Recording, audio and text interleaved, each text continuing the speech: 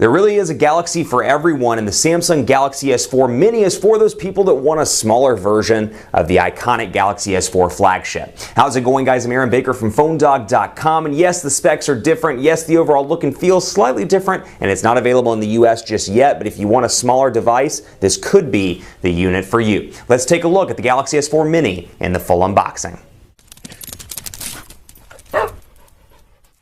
There are a lot of people out there that love the Samsung Galaxy S4, the design language, the look and feel, and the availability on multiple carriers in the US. Well, there are a bunch of members of the Galaxy S4 family now, and one of those is the Galaxy S4 Mini. This is going to be a great device for those people that love the design language of the Galaxy S4 but aren't as concerned about specs. They're really more concerned about something that's not a pocket buster or something that they can fit into a purse a little bit easier. For them, the Galaxy S4 Mini is going to be a decent device. Now, we picked ours up through Negri Electronics. You can buy this now if you want to through negrielectronics.com. It's about $540 unsubsidized, and you can see specs-wise it's a little bit different than the Galaxy S4, but for those people, maybe you're one of them that wants a smaller device, it's available now through negrielectronics.com. So thanks to them for sending it over. Thanks to our partners at Best Buy Mobile as well. When you walk into Best Buy Mobile, you'll walk out working. They'll get your email, your web set up, and while this is not a US device just yet, if it ever does come to the States, they'll make sure you're good to go and you're walking out working at Best Buy Mobile. Now let's talk about the specs here a little bit. This thing is packing a 1.7 gigahertz dual-core Snapdragon 400 CPU. It's a 4.3-inch display here that's a Super AMOLED, a QHD display, 540 by 960 pixels here, so not quite HD, 256 ppi, a 1,900 milliamp hour battery over on this device. You got LTE connectivity in this particular device in select markets. Depends on which device you get and which version you get through Negri Electronics or in your respective country. Obviously, this is the GTI 9195 edition. It's running Android 4.2.2 Jelly Bean with TouchWiz as well, and we'll take a look here. We'll unbox it in the literal sense, my handy-dandy unboxing knife, and see how this differs from the flagship, or I should say the iconic Galaxy S4. So design language, as we've talked about, and as you've seen in some of our videos on PhoneDog.com, design language very similar here to the Galaxy S4. It's just literally a mini version, specs aside, a mini version of the Galaxy S4. Power button still on the right side, volume rocker still on the left side, micro USB charging port still at the bottom, still stickers everywhere. You know, I love my stickers.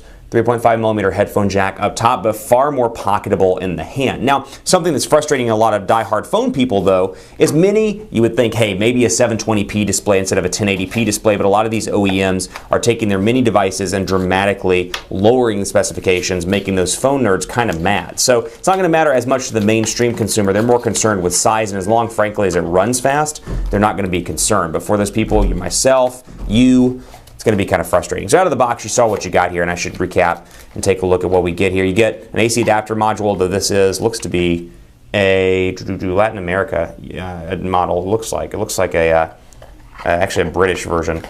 And then, of course, USB cable here as well. You get earbuds out of the box. Pretty decent little pair of earbuds. It actually looks like the nicer version that comes with the Samsung Galaxy S4. So you get those goodies down in a tiny little box. And, of course, your 1,900 milliamp hour battery. The stuff you're never going to read, quick start guide, warranty card, and then about Samsung keys, more information in the box, again, that you're probably not going to read. I don't read it, but maybe you will. Who knows?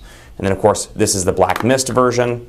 Pull off the battery cover. So again, design language very similar to the Galaxy S4 here, and overall look and feel with that physical button down here on the side, or on the front, and then you got your capacitive buttons over there. Let's see if we can get this battery door off. And let's throw a SIM card in here and get it working. I'm going to reach over to my desk here and get an AT&T SIM card and load it up so we can take a look right out of the box with network connectivity. So battery in here, and let's see this sucker power on. Lock, lock, lock, lock, lock. Cute little device, by the way. I mean, really, it's portable. It feels good in the hand, and travel across the display far easier than even the Samsung Galaxy S4. But I want to compare some other Samsung devices as this is powering up for you so you can see right here. We'll compare these two. That's it compared to the Galaxy Mega. It literally fits in the entire display of the Galaxy Mega, which is pretty cool. And then you've got the Galaxy S4, just to show you the size difference between the two. I need to email OSR updates to Rebecca, apparently. You can see right there what it looks like. And then you can see in comparison to the Galaxy S3. So design-wise, very similar to all the Galaxy products, but you can see the size differences between the respective Galaxy devices that have come out over the years. So here we go. English, let's do United States. Los Estados Unidos. Next. Don't want to do that. Let's go through here. Yes, of course, I agree. I agree. Skip. Nah, let's set that up later. We'll set up the Google stuff later as well, but really a customizable little device here. TouchWiz, if you love TouchWiz, you're going to like this device. Skip. And all the key features that you would expect, which we'll walk through here once we get powered up and into actual TouchWiz. Or as I like to call it on video, the meat of the phone. Phone meat. Applications here, let's go ahead and switch these over to view type alphabetical because my vision's pretty bad and I'd like to do that, it just makes it easier. So you can see Google Plus integration here, Gmail, all the stuff that you would expect, we'll do that later. And you can see the TouchWiz stuff as well, including Group Play, and then you've got S-Voice, Samsung Link, Samsung Hub, Samsung Apps, Samsung S-Translator, and then you've got Watch on here as well, the IR Blaster right up here at the top. So bring some of the flagship stuff over into more of the mid-range device, but again, keep in mind what you're getting here specs-wise. Now, for me, and I talked about this when we took the hands-on after the event in London, very similar here. I mean, in terms of look and feel, very performance-wise, very fast, despite having a Snapdragon 400 CPU. It's pretty zippy all around. I'm not really seeing any lag on this device. I mean, it's running through menus pretty quickly here, as you see. No lag, and it's quite different, in my opinion, than the Samsung Galaxy S4, which is a little bit laggy, at least both the international version, less so, I should say, but both the international version and the US version, a little bit too laggy for my taste. I'm not really seeing that here just yet, but then again, there's nothing installed on this device, so keep that in mind. It's still running a pretty clean version from the factory. I haven't installed any applications, haven't put my Gmail account on here, haven't taken any pictures, so I'll let you know as we go into the review, as I start to load it up with stuff, how it performs. But overall, I mean, pretty fast here. You just see me run through stuff. Pretty zippy, despite having that Snapdragon 400 CPU instead of a Snapdragon 600 CPU. But let's take a look at the settings. Obviously, Android 4.2 out of the box here, and you get the same S-Beam stuff. You get the same stuff down through here. You have blocking mode and safety assistance and driving mode, all in the settings on the international version here with the ability to turn them on and off quickly. And then down here, you got your motions and gestures, your smart screen. So you've got Smart Stay. I've got my typical motions and gestures, motion, palm motion, and then gyroscope calibration. Got all that stuff here in the settings. So you do see that, but then going back from motions and gestures, you're probably noticing that you're missing the AirView stuff. No AirView stuff on the Samsung Galaxy S4 Mini. It jumps right to voice control, missing it right there in the device area. But connections, we can go down through here and see nearby devices, NFC. So you get some similar features, but you're missing out on the AirView stuff. So if you love that on the Galaxy S4, you may want to take a pause and decide whether this is the ultimate device for you. But again, very easy to hold in the hand, much lighter device, feels good. And then this obviously is the Black Mist version. Let's take a look at messaging here and see Samsung keyboard out of the box. We'll hit OK. And we'll go through here and take a look. Google voice typing and Samsung's keyboard. Now obviously you have two options here, which it looks to not be enabled. Let's see what we can do.